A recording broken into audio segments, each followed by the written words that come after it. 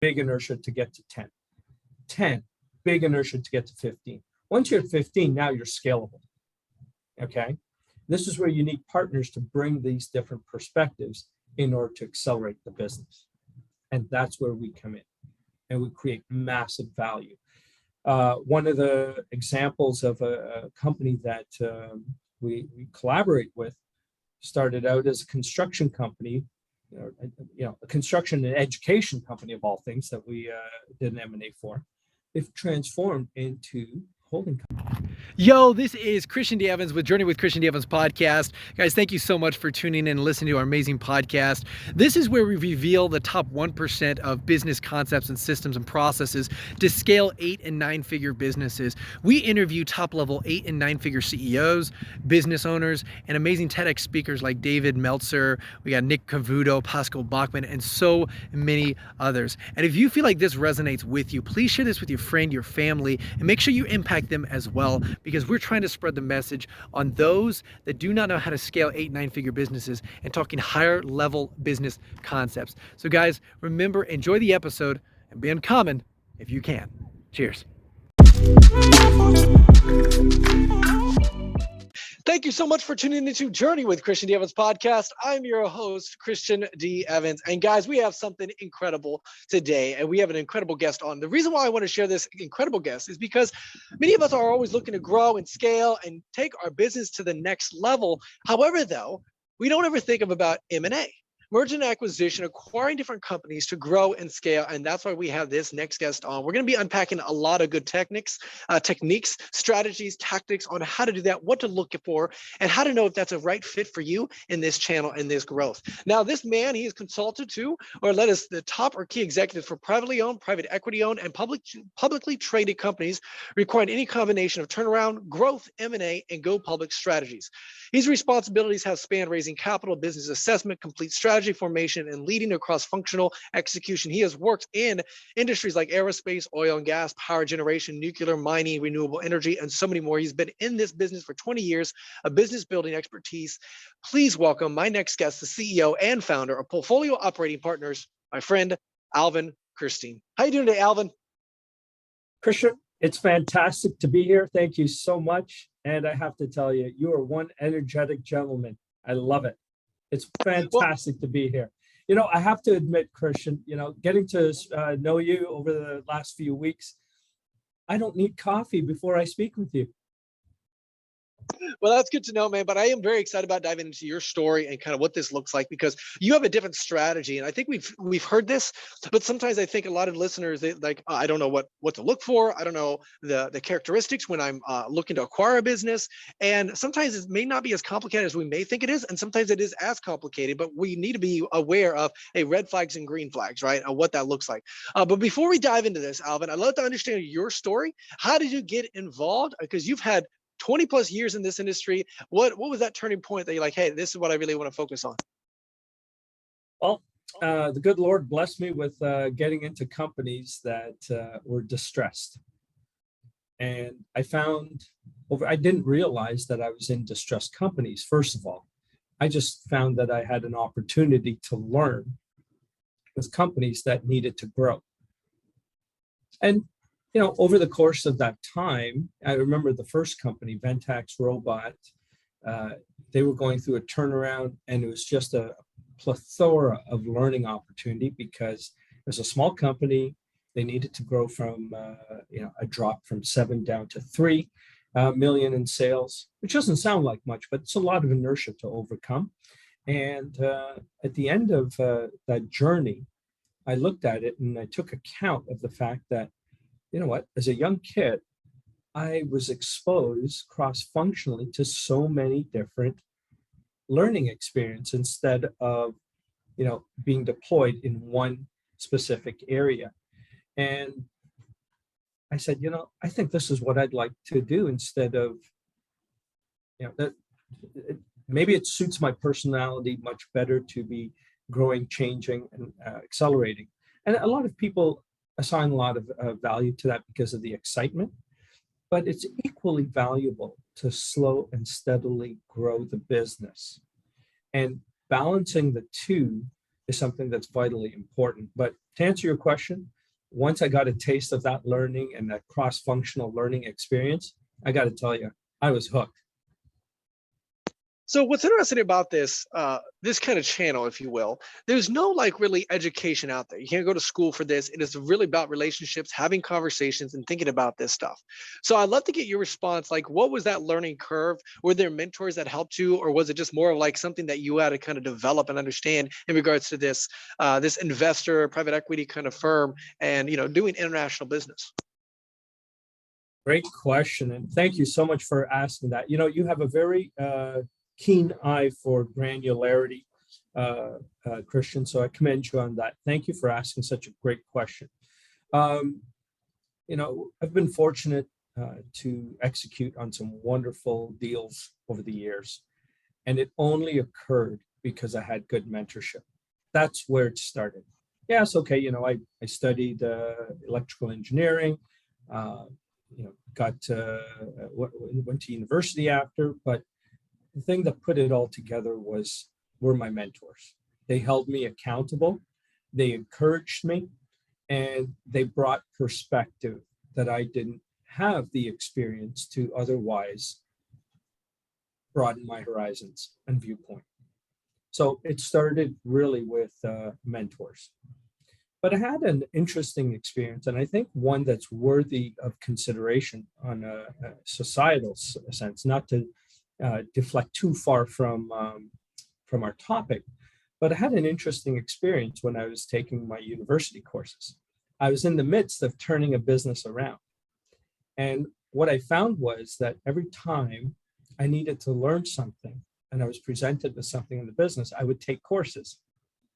And so my university experience became what I would term an apprenticeship program, where it was tied with hands-on learning of things that information I needed to acquire.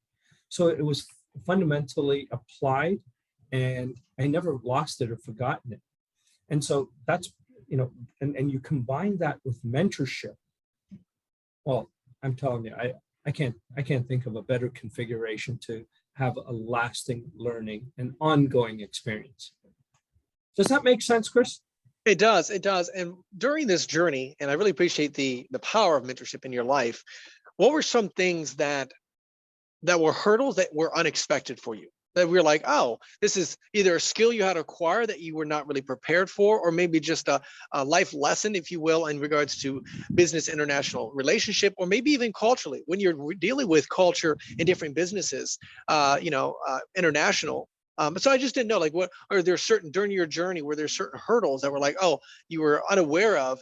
Obviously, you jumped over those hurdles and grew beyond those. But I'm just curious, what were some of those things that were kind of pivoting points? Wow. You've got a real knack for this, Chris, because you're asking some amazing questions that I haven't, others don't capture that perspective. Okay. So one of my mentors, he understood that, we asked these external questions, these outwardly questions. What was an experience? This, that, and it's external. But Wayne Miller is still, he's still with us and all that. Great guy. He effectively taught me to look from within first.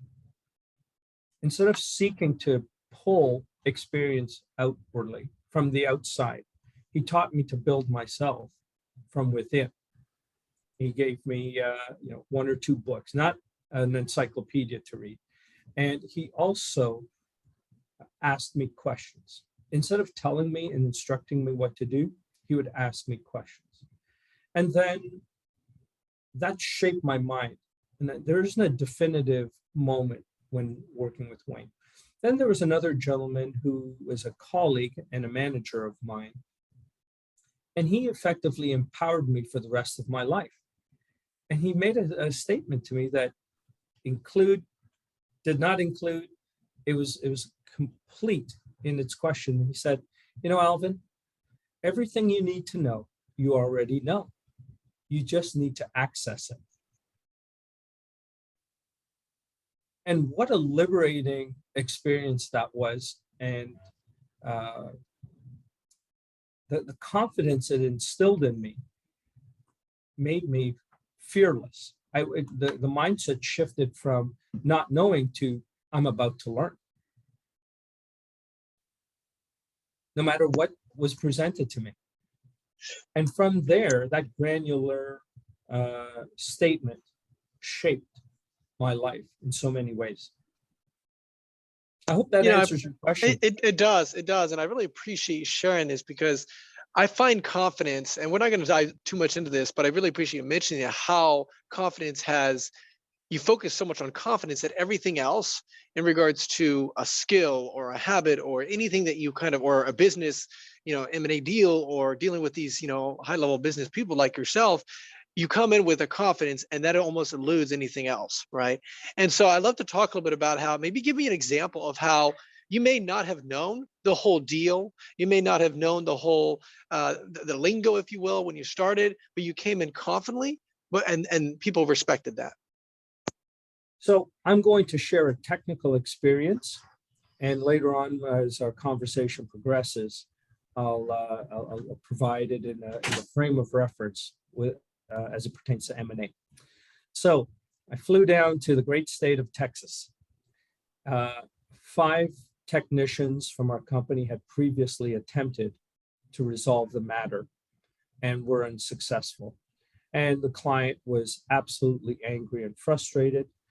But the challenge was that the client didn't give us all the information. Now, none of us knew this or realized this, and I was just given a folder and a plane ticket with no background knowledge of what was going on. I was just asked to fly down to Texas and look at this situation, and don't come back without a solution. And by the way, your plane ticket only lasts until Friday. That was the configuration. So entered the manufacturing facility in the old West Texas town of El Paso. I think you might know a song from back then, depending on your age. And so walked into the plant, and that proverbial statement of, stop breathing down my neck, that is exactly what occurred as soon as I walked into the plant. It was the first time they were building electronic systems, and of all things, it was for the Cadillac, the flagship GM product. So I'm walking in, and the client is just, Alvin, and he wasn't using kind words. This, that, you guys are effing this and this and this and this. It needs to be fixed. And I don't know, I had that memory now of, Alvin, everything you need to know, you already know. You just need to access it. Flash in my head. And as we walked toward the machine and the system, I just nicely turned to Juan. I said, Juan, by Friday, the system will be up and running. I had no idea what I was getting into, but I just said, by Friday, it'll be up and running. And he looked at me, and he had a sense of calm for a moment, and then get back at it. So over the course of the day, I figured out what was going on. And I wasn't there to find the solution. I needed to understand what questions I had to ask. After all, I already know the answer. I was just trying to access what the solution was. And I took my time, asked the right questions, both to my company, the client, the people that worked around it. It was a cross-functional type of solution. And by mid-Tuesday, I asked the client, can I speak with the manufacturer of the product that our system bolted onto? And they said, absolutely not. The problem is with you. The problem was with the other client. But I had to be diplomatic in my approach. So we had a conversation surrounding it, because I didn't care about the emotional aspects. I just wanted access. Right? I'm accessing the solution. And lo and behold, I made a deal with him, and I said, listen, you know what? If by now I knew it was the other company's problem, I asked them, just let me have a conversation with them. We had a conversation, and lo and behold, one little programming error was found to be the issue. It wasn't even our issue. So what we had until Friday to diagnose, we solved on Tuesday afternoon by including folks and asking the right questions and looking at the problem from an entirely different frame of reference. The problem was solved. The two systems now integrated by Thursday, and on Friday, okay, they said, just stick around, Alvin, we like you. So I stuck around, and they took me out for a few drinks to celebrate. And it was a wonderful story. That's awesome. And we made some good friends and a wonderful outcome and a repeat client. I love that. That's right. One of the things that I found so interesting by you telling me is the power of relationships as well. Having a confident relationship, going in and having a conversation with them. Now, I want to talk a little bit about, because when we first chatted off air, I was really impressed with your strategy in regards to, you own this amazing portfolio operating partner, and you basically come in and first of all, I'm going to do it injustice. So I want you to explain to our audience a little bit about what that is and how you came across this kind of channel, this kind of growth strategy, and then as well as explain kind of a little bit of a few case studies that you've helped. Maybe if you probably have, NDAs, you can't probably say the names or anything, but maybe share a few details. Excuse me. So it all stemmed from now that experience, the first turnaround experience where I captured all of that information and relationship building exercise opportunities. I transferred it into the different companies I turned around. And over the course of turning around all of these companies, the configurations of finding a solution were varied and different. They went from regulatory systems, quality management systems, sales. One of the things, being an immigrant to Canada, we understood our currency was to have a job. My family's currency was to have a job. One of the most important lessons is that some of the more mature folks in the workplace, the job wasn't their currency and money wasn't their currency. Time was. There was a gentleman, for example, he didn't want to work overtime. So as we got busier, what he did in 40 hours with, less work, he still completed in 40 hours with 60 hours of work. And so it taught me a valuable lesson about human currency. So as I escalated in understanding the relationship, I started to understand what currency meant. And it doesn't mean the same thing to everybody else. And our minds are beautiful things. They're fantastic instruments. So as I start to understand currency, it creates different configuration surrounding conversation. All right. So if I speak to the business owner, his might be not the proverbial making money. He wants consistency. Consistency is the mechanics of creating money. Money is a residue. And the worker, he might have currency of working overtime or just spending time with his family, depending on where he is. So when you, in electrical engineering, on a servo motor that controls, we call it increased resolution of thought. The more information you have, the better the decision point will be. And so I'm answering your question in a very long-winded way because the devil is in the detail at that granular level. Throughout my experience, some of the ones that really stood out was like the one when I learned that the gentleman's currency was getting home at 5 o'clock every day, irrespective of how much work he had. That was very important. And it shaped and transitioned me into M&A decision-making, because the number one reason M&A falls apart is due to culture. So when we built businesses and turned them around, the turning around was in fact the facilitation, the learning experience that led to better M&A deals. This is so interesting. Go ahead. No, go ahead, please. No, I was just saying, so because this is one of the things that I found so interesting. I literally had someone on my podcast, and we were talking about the importance when they're doing an M&A, what they should be aware of. Right?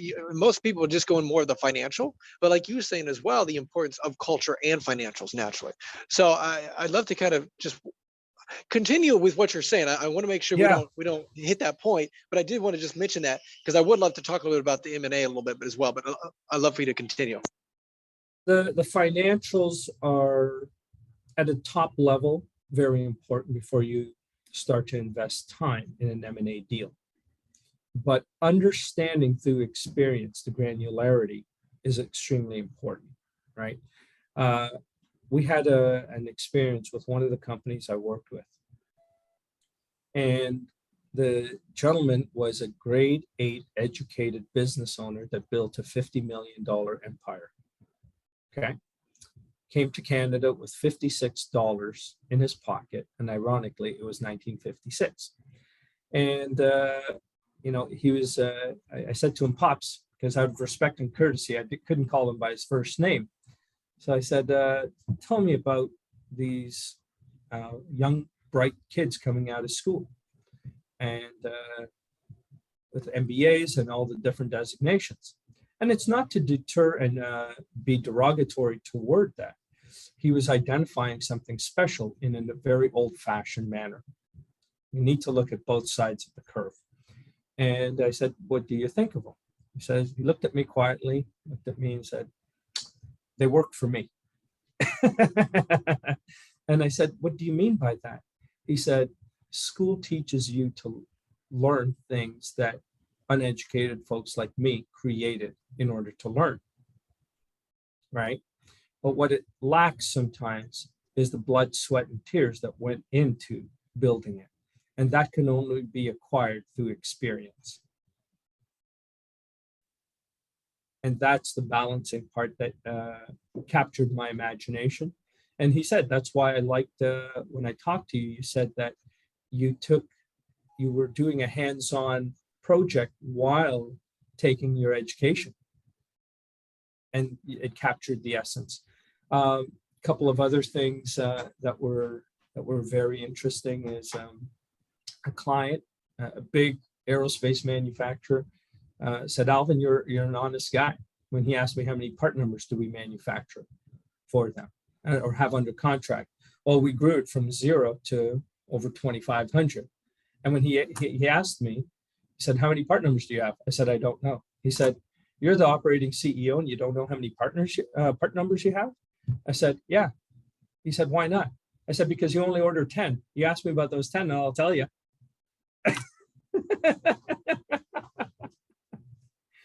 And he did, he didn't know what to say. So understanding where the value exists is vital to making sure you come up with the right answer to a question. This is some good stuff, man. I appreciate, first of all, honesty at the end of the day, and people respect that 100%, even when it may not be a fancy, sexy number. People love to just talk about, oh yeah, all this stuff. And then if you just say, hey, this is where we're at, they're like, oh, I can respect that. It may not be the number that they want, but it's a number that like, hey, I respect that. And also I love what you're saying as well in regards to experience. I've literally have seen so many things that like Elon Musk, Jack Ma have said, even like Bill Gates, I believe, in regards to MBAs and just the appropriate way to look at someone that has an MBA, right? So it's not like putting that down, but it's just realizing, okay, hey, in that experience is more so in anything. Now, I would want to loop back around in regards to M&A and what you're talking about. So when you're looking at a company and you grow through M&A. Okay. And that's what I want a lot of people to understand. That's your strategy, right? And I love that because it's not like, hey, we're going to acquire a company, right? And then all of a sudden we're going to shove a whole bunch of money in the R&D department and then create another product. And then that's how we're going to grow, or, more on the marketing or the sales, right? Your thing is we're going to go ahead and acquire other companies within this mother company, which that is the strategy. So Correct. I'd love to unpack that a little bit, Alvin. When you're working with something, obviously you have to have the end result, right? Is it more brand awareness? Is it more, hey, how are we going to grow? What does that look like? So I want to just get your perspective when you're going through that. What is that? what is that strategy? What is that? Is it like, hey, you know what? We're going to grow through acquiring companies that have our potential clients and ecosystems, or are we going to grow through people that have the IP that we want? And so just to help me understand when you're looking at a company and then you say, okay, this is our growth strategy in regards to M&A, what that looks like as well. What's necessary for a good acquisition? So the best way I typically answer that question, much to your chagrin, perhaps, Chris, is that I don't know. And when I say I don't know, it's the best opportunity to engage in conversation. Having the humility to, first of all, enter a conversation with I don't know is the best approach. I did a speaking engagement at the World Trade Center in Toronto, and the topic was scaling the business. And I looked around the room, there were 20 companies ranging from 5 million to 30 million. And scaling meant entirely different things to every single company. And so I hate personally to be lectured toward. So I prefer engagement. So I engaged everyone in the conversation. What does it mean to you? First of all, it woke everybody up as well. It was after lunch. And so it was really engaging, and it taught me a lot. The thing is, I enter the M&A discussions similarly. A lot of people enter conversations surrounding their business thinking they know exactly what they need to do. They just need someone to transact. And as I mentioned to you with my business, I've shifted from transactional approach to a life cycle management consulting approach. So I'm there with the company at every stage and building a mechanism. And I worked backwards and I said, what facilitates that? And it's this M&A vehicle where we have access to funding partners that understand the importance of fundamentally sound business building. And that's M&A. Einstein brilliantly stated that the one thing he really couldn't explain and articulate was compounding. Well, if I would, by no means am I as intelligent and creative as Einstein, but I would define it as accelerating time, if anybody can envision that. And so what we do is we create this company that brings in a model that leverages our international exposure to match supply and demand of what the parent company might want and might evolve to. So we're not trying to build a business for today. We're trying to build and anticipate what will be needed tomorrow. And that's the frame of reference that we enter M&A conversations. Because it's like saying, I want to go 60 miles an hour. I want to go 60 miles an hour. And you didn't even consider that you only have a road that's 100 meters and there's a nice stiff brick wall at the end of it.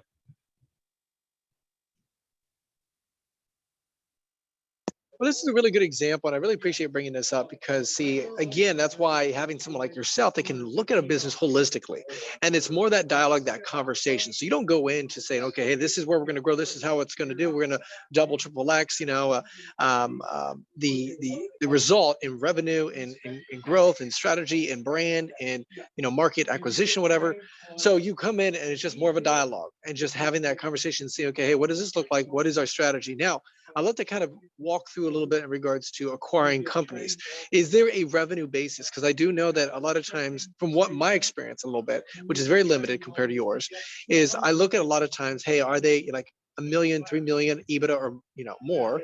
And then do they have like 5 years of financials? Because then I can get a good understanding a little bit in regards to, okay, hey, is this a good investment or is it not? I know startup right now and the culture is really sexy, and investing in a startup, 100x, 10, 1,000x return. The reality is that about 90% of them will fail. So I'm just curious, when you're looking at acquiring a company through this strategy a little bit, when you're looking at a company, what does that look like? What goes through your head? Are there filtered things that go through and say, hey, yes, they track this, and then you're able to weed out through that filter?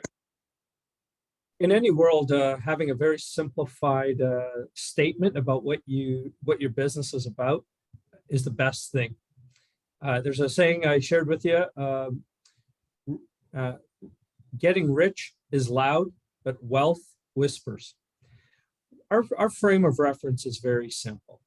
We look for companies that are generating $500,000 in EBITDA or more, right? That want to grow by mergers and acquisition, or want to learn about how that can accelerate their business growth. What you can achieve in 5 years organically, we can help create in 6 months, maybe a year. The second thing we look for is the flip side of the 500,000 or more EBITDA, and that is 1 million in ARR, right? Of good, fundamentally sound businesses that might see the leveraging capability of partnering with folks that can complement their business.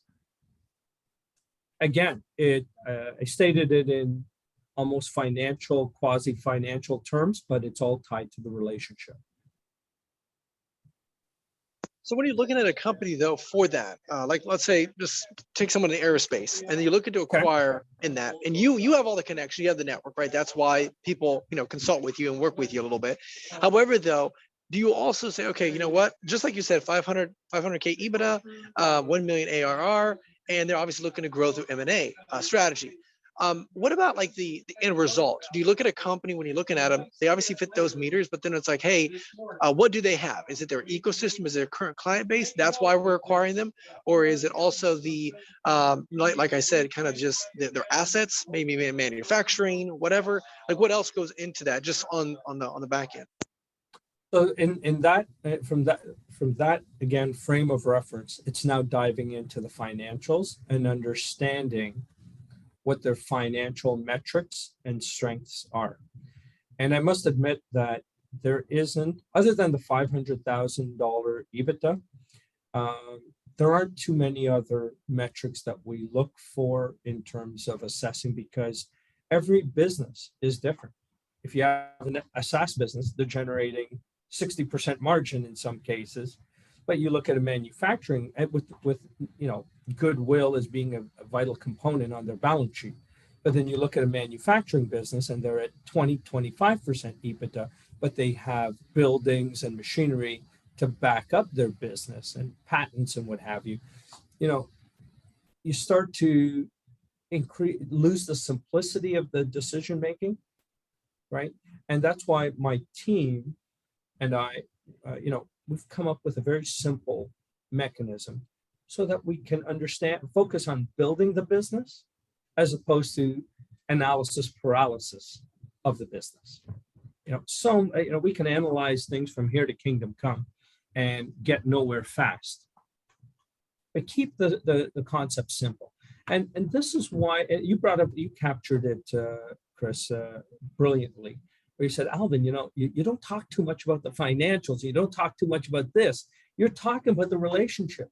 Yeah, and I'll still come back to the financials and look at the financials, and it's a mirror of the behavior of all that are contributing to the business.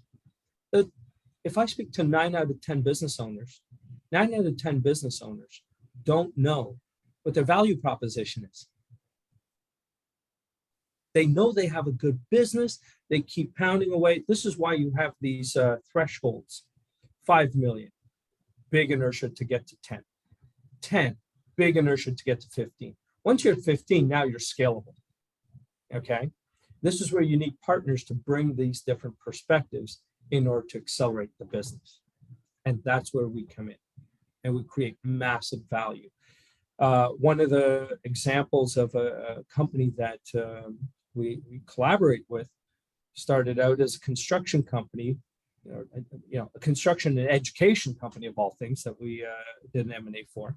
They've transformed into a holding company of 32 companies, all diversified portfolio. So now the board members, the business owners, they all see the possibility of not being the best window manufacturer, for example, but the best builder of business. I've acquired through these vehicles businesses that create value and can be complementary or not, but they all report into the same entity. And so what's the old saying? I kind of mess it up sometimes. The sum of the whole is greater than the sum of the parts. And that's the definition of accelerated growth. This I is hope some good stuff here. brings It some does. clarity to the question. Yeah. So let me also ask you, do you look at, when you're looking at a company to grow M&A and you're looking at another company to acquire within that mother company, that holding company, do you also look for, I know you mentioned a few of those things, which is awesome. Do you also look at like, hey, we want to actively manage this, or is it more passive? Like, I'm looking for a company that's already got a team in place that we can basically solidify. They've already got the systems and the processes in place so that when they get acquired, all of a sudden we're taken off to the next level. Or is it more of like, hey, you know what, we're going to have to restructure? So I guess my question really facilitates more toward the pre-M&A versus the post-M&A a little bit. Okay. So if you could And break that down. So if I can articulate that in the vantage point that I see your question, I would look at it as the pre and post, or understanding the behaviors and how to shape it later on. I try to use behavioral terms. So effectively, in the process of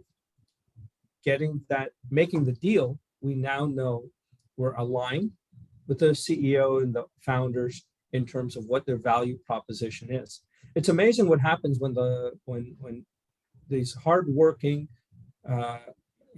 committed, motivated business owners have built such a wonderful business and they capture the essence of what they've built. Once we get that clarity, the gates open, and we don't have to be hands-on with them. What we'll do is, because we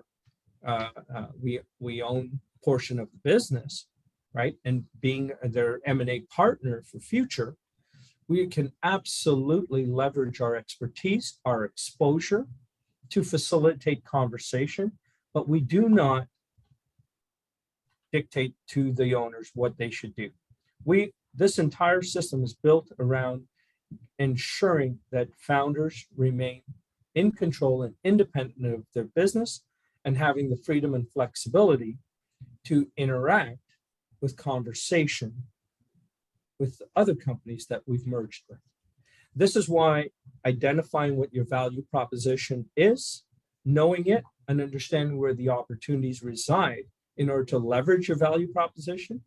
Once we have that clear, the gates open and wonderful things happen with the human spirit. Yeah, what if I may, I'd like to share an example of that. Yes, please. Right? Yes, please. That'd be great. So take, for example, there are 3 companies I came across. They're all in logistics. One was in servicing a certain area in India with a small revenue. And then another one doing a different level of logistics in Africa. And another one doing a third level of logistics in Canada. And I recommended to them, they said, we are, focused on doing just this. And we're doing this and this. I said, can I have a conversation with you? And he said, yeah. He said, I'm an open-minded guy. I said, you keep telling me about this. Would you consider partnering with someone in a different continent that's complementary to your business? I said, what's involved with that? I said, a couple pieces of paper and a relationship building exercise. I said, that sounds easy. And then, long story short, I brought the 3 of them together, and guess what? They have a complete solution that is far more investable with a bigger sales breadth, 3 continents, highly scalable. See, One this is what's so conversation. See, and that's what's so remarkable about this. And I want to kind of emphasize this because correct me if I'm wrong, Alvin.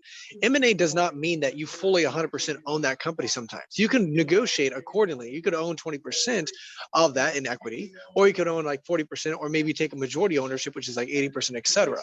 And that's how some individuals, now you have seen those bigger collaborations and merger where they totally merge everything. But correct me if I'm wrong, it's not sometimes always 100%. It's different portions depending upon obviously the deal, correct? And it's for that reason, Chris, you're absolutely correct, why I don't get too deep into the financials. That makes sense. That Because makes sense. M&A is a relationship building exercise, not a financial exercise. Just like the topic of going public is not a listing exercise, it's a marketing exercise. Well, see, this is why I think this is so interesting to me because it's very similar to building relationships, but partnerships, collaborations.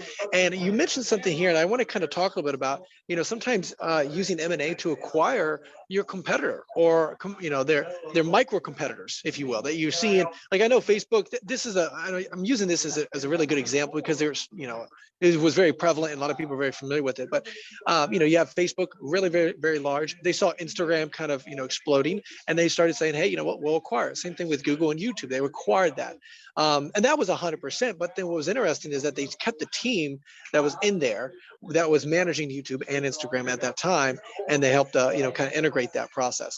Again, I'm just using those not as the baseline. It's more of just examples that obviously people are very familiar with, but there's different strategies. And I guess that's my point, is helping people understand that I work with a private equity firm very similar like yourself, Alvin, where, you can take a minority and you can own minority positions, whether it may be, hey, I'm coming up and raising capital for you, or 2, I'm just going to consult for you, but you're going to give me a percentage of that. But I love these synergistic collaborations. And my question is, Alvin, a lot of people, what I've noticed, they don't think that way. They don't think 3D and 4D playing chess while they're playing chess, and that's kind of really what it comes down to. It's like, hey, I've got a partnership over here in Africa. I got a partnership over here in Zimbabwe. I got another partnership in Billy Bob, whatever, and you're able to collaborate that and build a synergistic, amazing offer, explode everybody's businesses, but also the same audience, but different verticals. And so I'm curious, do you feel like you have an advantage because you're able to do that when you see some people are not maybe able to think that way? Like, you had to be the one that brought those relationships together. You're the one that had to probably spearhead that and have that conversation, that dialogue, and to say, hey, Jeffrey, this is your play, and see how everything can work. Is that correct, Alvin? You know what, you're on the right path.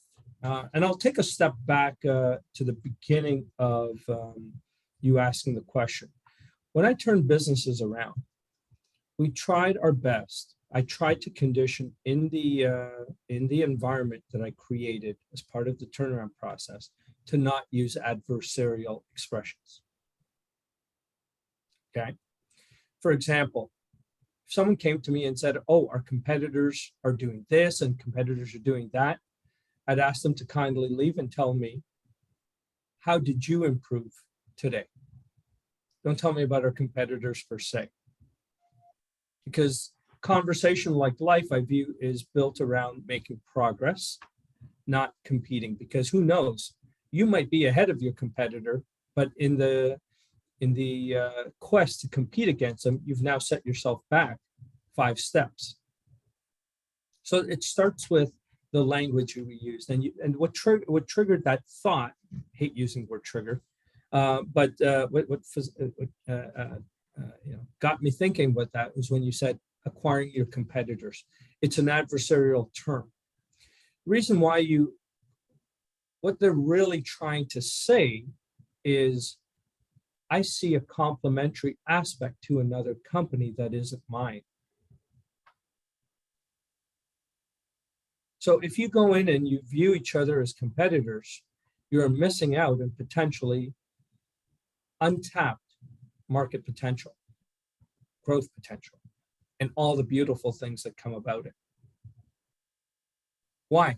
Because of a few English statements or misuse of the English language tied to an emotional perception to look or feel cool. Sorry, I tell folks I'm a blue collar guy working in a white collar world. I call it straight, and it resonates. So it starts with that, Chris. It's the language. So in our language, in our group, we're constantly using facilitative terms, and we view ourselves as the facilitators of future M&A or growth by M&A.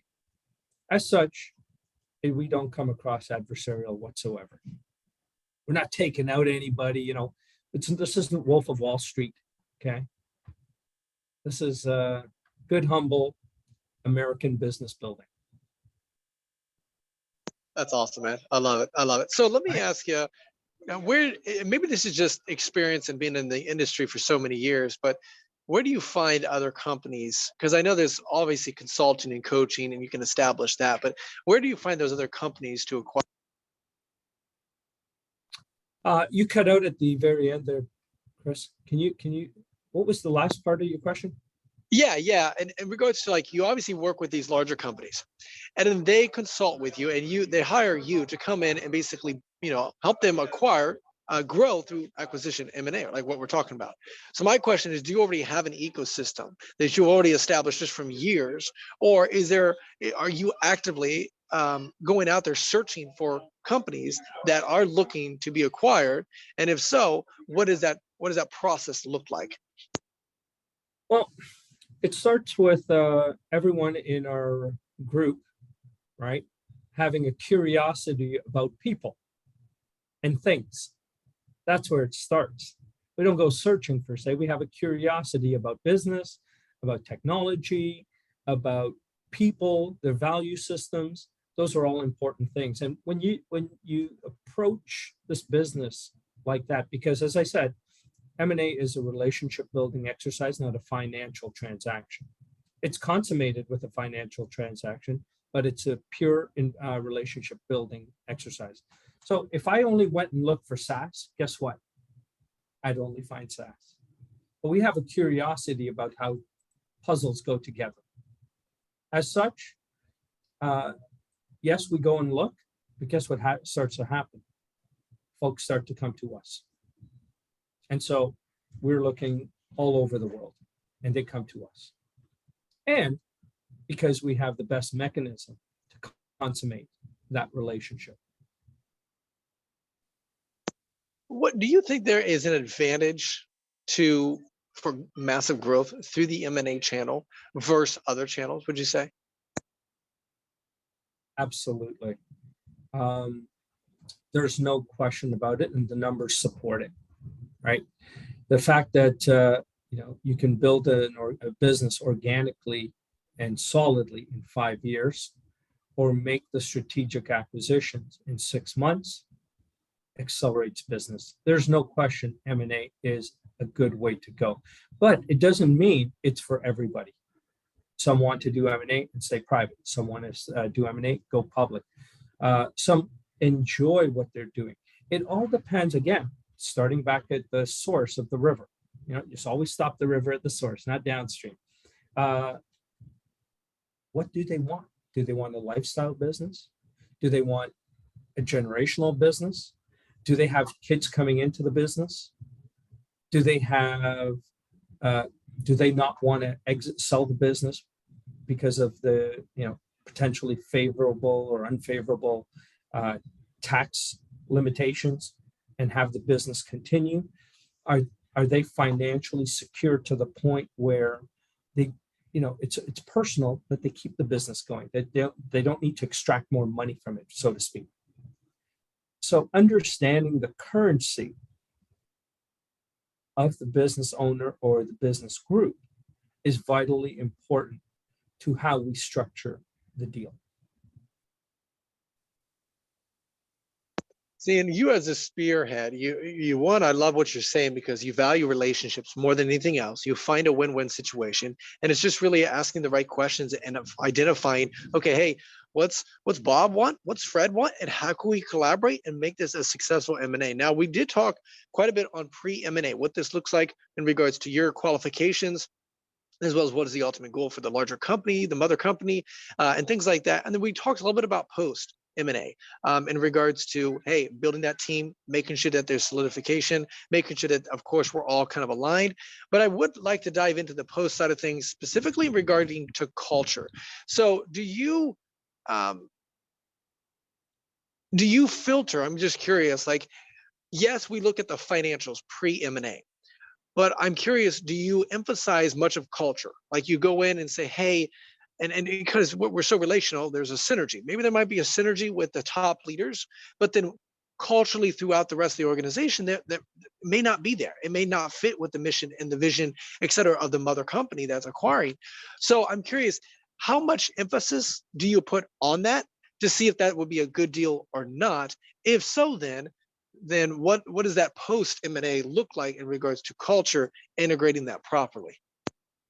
That's a great question, Chris. And I'll still return to the pre M&A, where I'll give you an example. Folks, we always have discussions about business and stuff like that. And someone said, I always bring up the example which I learned. I didn't do it on my own. Someone said, what is Walmart? I said, well, it's a retailer. They said, no. Sam Walton started out as a retailer.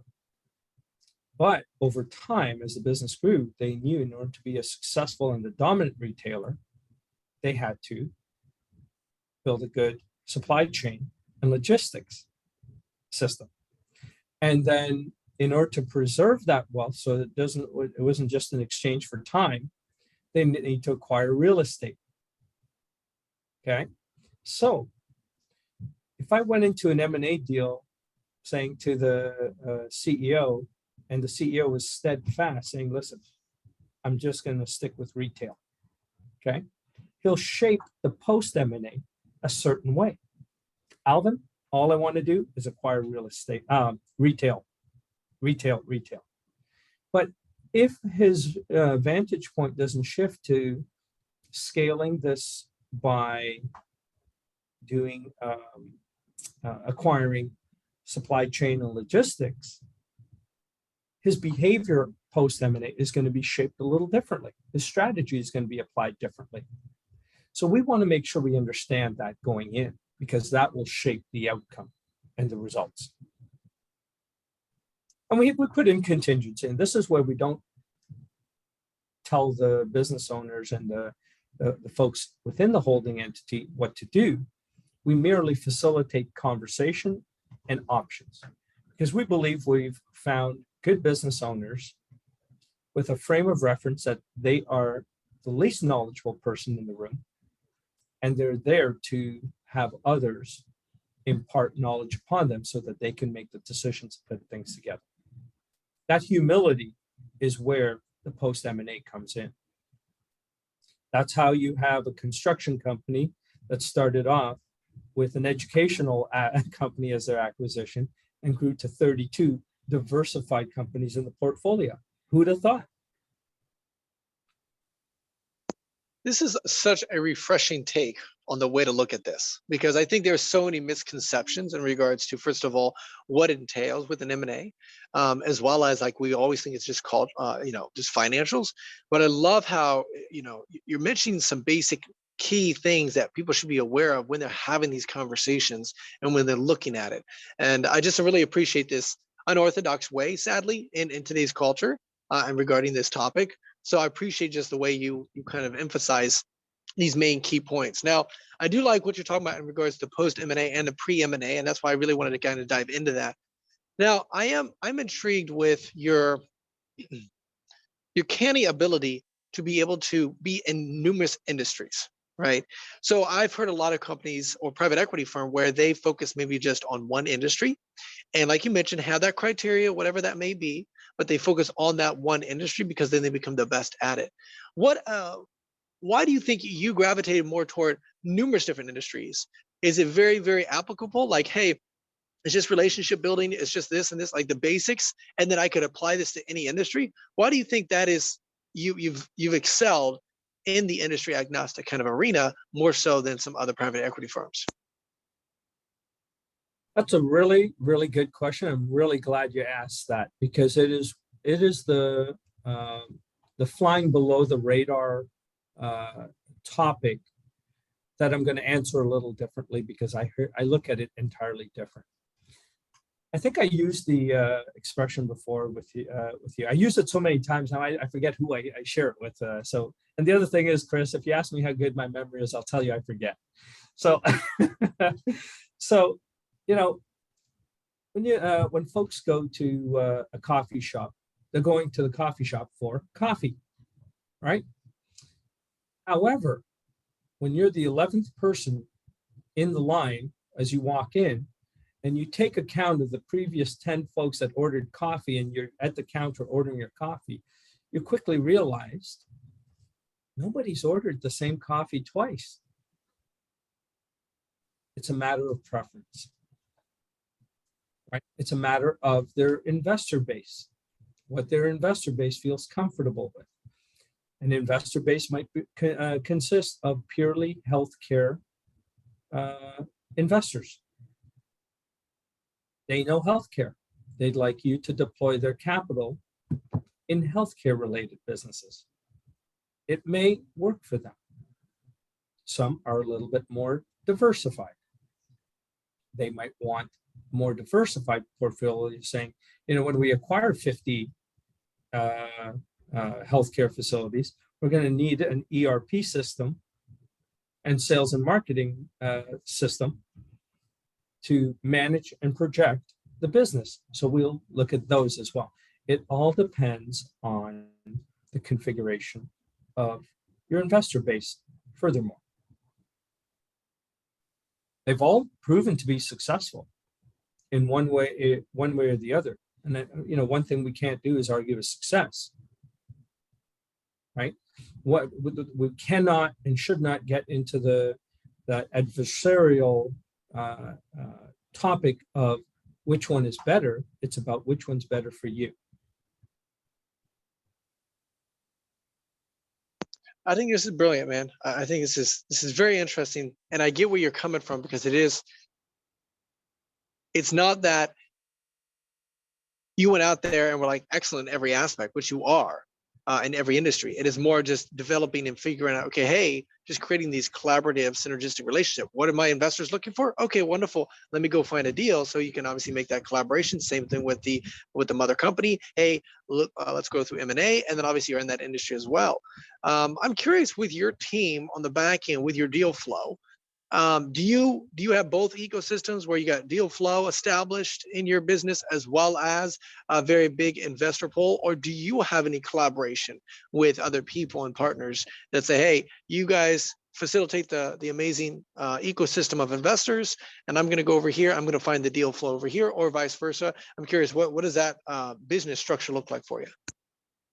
We have that differentiation, but because our group, for example, myself, my partners, because we're hands-on with the deal structuring and the relationship, we review the deals before presenting it to our investor base. We want to understand that there's relational integrity in place. It's not just financial.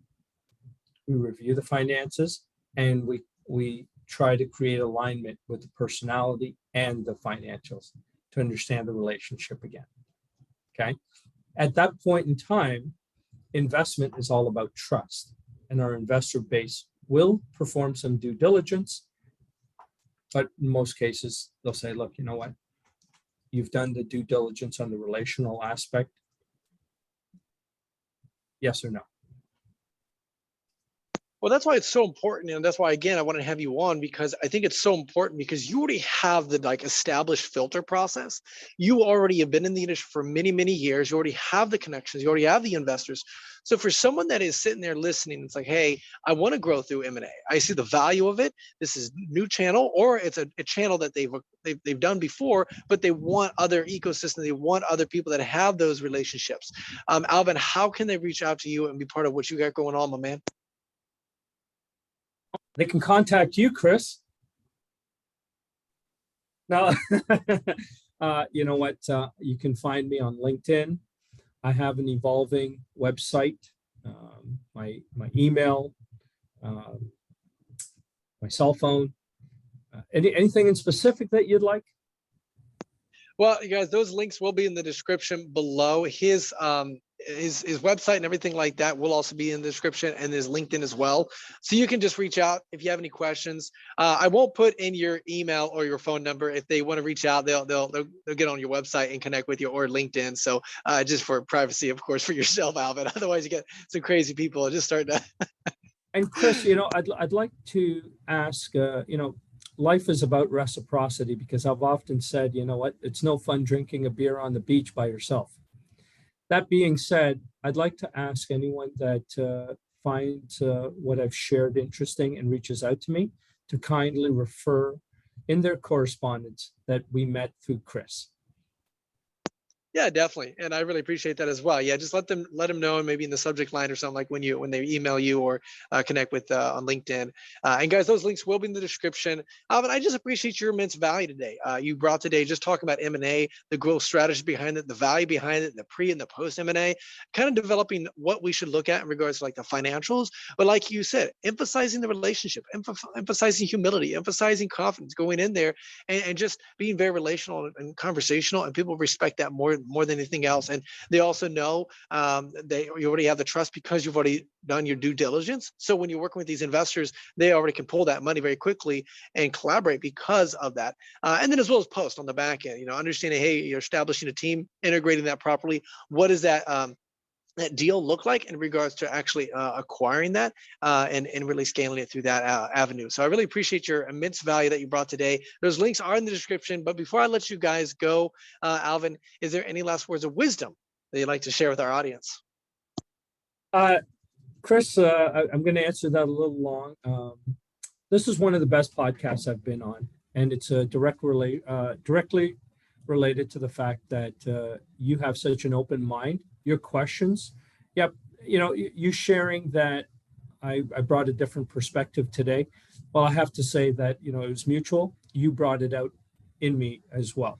And it takes someone with curiosity to bring that out, and the wealth of experience that you've acquired on your own. So I'd like to thank you and your audience for for continuing to support you and bringing out the best in folks. And again, the one thing there's two words of wisdom that I'd like to share, which were imparted upon me. And that is, everything you need to know, you already know. You just need to access it. And I love our society. I'm from a dictatorship country in South America, and I love North America. And the one thing I can describe that captures the essence of our beautiful society is the purpose of conversation is to make progress, not to be right and not to be wrong. And that is the CEO and founder of Portfolio Operating Partners, my friend, the one and only Alvin Kersting. Guys, that is Journey with Christian D. Evans podcast. Until next time, be uncommon if you can. Yo, this is Christian D. Evans, Journey with Christian D. Evans podcast. We thank you so much for listening to this amazing episode. If you feel and you know that this was valuable to you, please show some love to our amazing guest by liking this, by commenting on this, by making sure that you do a nice 5-star review and just show some love to our guest. That'd be really awesome. Also, make sure you share this with a friend, a family, a colleague, someone that you believe would bring value to their life right now. And guys, we just want to say thank you again for just being part of our community. If you want to have more resources, don't be afraid. Go to christiandevans.com. You can actually schedule a phone call with me, or you can send me an email at christian.evans@beUncommonIfYouCan.com. That's christian.evans@beUncommonIfYouCan.com. Always love to hear some feedback, and let me know what is the number 1 or 2 things that you are struggling in your business and your life, and we'll make sure we have those conversations. Guys, that is Journey with Christian D. Evans podcast, and until next time, remember, be uncommon if you can. Cheers.